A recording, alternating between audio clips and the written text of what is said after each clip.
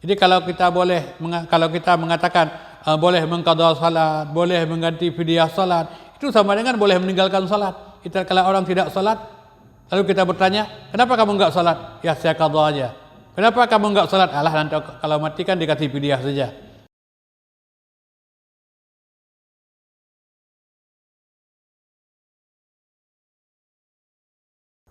Assalamualaikum warahmatullahi wabarakatuh. Alhamdulillah alladzi khalaqal mauta wal hayata liyabluwakum ayyukum ahsanu amala. Saudara-saudara yang kami muliakan, pada kesempatan hari ini saya ingin sampaikan ada 6 perkara. Ada 6 macam yang perlu kita persiapkan hari ini. Karena yang ke-6 macam ini, ke-6 perkara ini, itulah sebenarnya yang bermanfaat bagi jenazah atau bagi mayat setelah dia meninggal dunia. Mati itu bukan mutasi. Mati itu bukan hanya sekedar berpindah tempat dari alam dunia ke alam kubur. Mati itu adalah liyabluwakum ayyukum ahsanu amala. Mati itu adalah Allah ingin memperlihatkan, ingin mengetahui apa amal baik yang kita lakukan di dunia. Jadi berapa amalan baik yang kita telah siapkan di dunia, yang kita bawa ke akhirat, itulah hitungan nanti pada hari kemudian. Maka kita persiapkan diri sebaik mungkin. Orang Arab berpesan, tahab lilladzi la budda minhu fa innal mauta miqatul insan antardu antakuna rafiqan qaumin lahum dadun wa anta bighairi zadin. Bersiap-siaplah kamu dengan sesuatu yang pasti. Sesungguhnya kematian itu sudah pasti bagimu.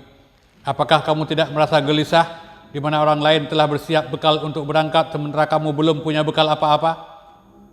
Apa bekal yang perlu kita persiapkan? Apa yang bermanfaat bagi seseorang yang telah mati? Apa manfaat bagi orang yang setelah mereka berada di liang lahat, di liang kubur? Yang pertama yang bermanfaat adalah doa yang didoakan, doa yang dibacakan oleh kaum muslimin. Rabbighfir lana wa li ikhwanina alladzina sabaquna bil iman. Ini dalilnya. Ya Allah, ampunilah dosa kami. Ya Allah, ampunilah dosa orang-orang yang lebih duluan beriman daripada kami, yang mereka telah tidak ada. Doa orang mukmin kepada orang mukmin yang lain itu dikabulkan oleh Allah Subhanahu wa taala. Cuma cara yang kita amalkan sesuai dengan apa yang telah diajarkan oleh Rasulullah kepada para sahabat. Karena bukan hanya doa yang diperintahkan, bukan hanya doa yang diterima, tetapi cara berdoa juga merupakan bahagian daripada ajaran Islam yang perlu kita pelajari. Kemudian yang kedua yang bermanfaat bagi jenazah adalah melunasi hutangnya. Manakala ada seseorang yang meninggal dunia, kalau dia meninggalkan utang, dan inilah sebenarnya ucapan yang paling penting untuk disampaikan dalam kata takziah. Tidak lebih daripada itu. Yang dicontohkan oleh Rasulullah, kata-kata takziah yang ditanyakan oleh Rasul, apakah dia punya harta? Kalau ada harta, jual hartanya, bayar utang. Kalau dia tidak punya harta, dia punya utang, siapa yang mau membayarnya? Jadi pada saat kematian bukan hanya sekedar membuat pengalihan utang. Utang telah dialihkan kepada keluarganya, kepada si Fulan bin Fulan. Tapi keluarganya, orang yang dialihkan, utangnya juga tak terbayar. Jadi yang pertama, yang kedua, yang bermanfaat bagi jenazah adalah utang segera dibayar. Karena orang yang mati meninggalkan utang, itu rohnya akan terkatung-katung antara langit dan bumi. Kemudian yang ketiga, yang bermanfaat bagi jenazah adalah manakala dia meninggalkan amal ibadah puasa wajib atau amal ibadah puasa nazar yang belum dilaksanakan, yang belum dilunasi, yang belum diqadha, maka walinya boleh mengqadha. Jadi wali bukan hanya melirik harta, bukan melirik berapa jumlah kekayaan yang ditinggalkan, Tapi wali hendaklah bertanya apakah dia meninggalkan puasa. Jadi kalau meninggalkan puasa, puasa boleh diqadha. Tapi kalau yang bersangkutan meninggalkan salat, salat orang mati tidak diqadha. Salat orang mati tidak diganti dengan fidyah. Karena salat adalah amal ibadah badaniyah yang diberikan kesempatan mengerjakan setiap waktu. Apabila kita tidak mampu mengerjakan dalam keadaan biasa, dalam keadaan normal, karena sakit, boleh dalam keadaan duduk.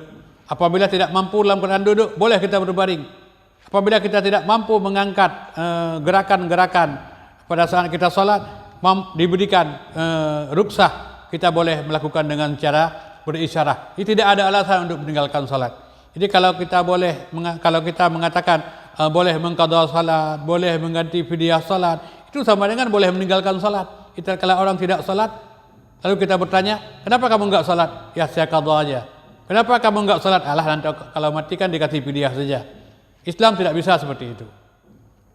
Jadi ada ibadah badaniyah yang boleh, ada ibadah badaniyah yang tidak dibolehkan. Nah, kemudian yang keempat yang dibutuhkan oleh orang yang sudah meninggal dunia adalah melaksanakan nadarnya. Manakala pada saat dia masih hidup, dia pernah bernazar, maka keluarga yang ditinggalkan itu segera diselesaikan soal nadarnya atau nazar si mayat. Nazar yang diselesaikan adalah nazar yang tidak menyalahi dengan syariat.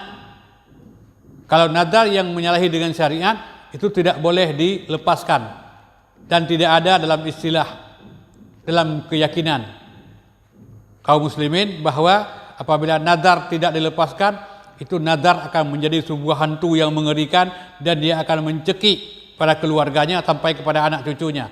Itu keyakinan yang menyesatkan yang harus dibuang jauh-jauh. Nah, kemudian yang kelima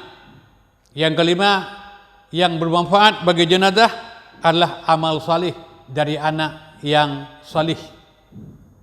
Amal salih dari anak yang salih. Maka manakala ada orang yang meninggal dunia, kemudian meninggalkan anak yang salih, itu setiap anak yang melakukan kebaikan, anak yang melakukan ibadah, maka orang tuanya akan mendapatkan pahala. Manakala anak itu berdoa kepada Allah, doa pun akan dikabulkan oleh Allah Subhanahu wa taala. Maka beruntunglah orang-orang yang dalam hidup tidak lalai, dia mampu melahirkan generasi terbaik, generasi yang bisa menadahkan tangan ke langit, memohon kepada Allah supaya diampuni dosa kedua orang tuanya. Kemudian yang keenam yang bermanfaat bagi jenazah adalah amal salih, sedekah jariah yang pernah kita berikan pada saat kita hidup hari ini. Apa amal salih yang kita lakukan? Itu akan disimpan menjadi pahala pada hari kemudian. Berapa amal ibadah sedekah yang pernah kita sumbangkan setiap harinya? Itu juga akan datang nanti membela manusia. Kemudian yang bermanfaat bagi jenazah adalah Al-Quran yang kita baca setiap hari. Itulah yang akan menjadi pahlawan. Itulah yang akan menjadi pembela manusia nanti pada hari kemudian. Kita kembali kepada sedekah. Sedekah yang kita berikan hari ini, walaupun nilainya sedikit, itu terasa cukup berat. Tapi nanti setelah kita mati, apa yang kita berikan hari ini, walaupun di dunia terasa sangat berat, tapi nanti pada hari kemudian percuma, nilainya sangat sedikit. Kita akan muncul sebuah penyesalan dalam hidup. Kenapa saya tidak memberikan lebih banyak? Tapi itulah antara perbedaan antara dunia dengan akhirat. Di dunia tempat beramal, tapi di akhirat orang tidak bisa beramal. Cuman hanya bisa menghitung amal walaupun penuh dengan penyesalan karena sedikit yang dia lakukan, padahal punya kesempatan untuk melakukan yang lebih banyak.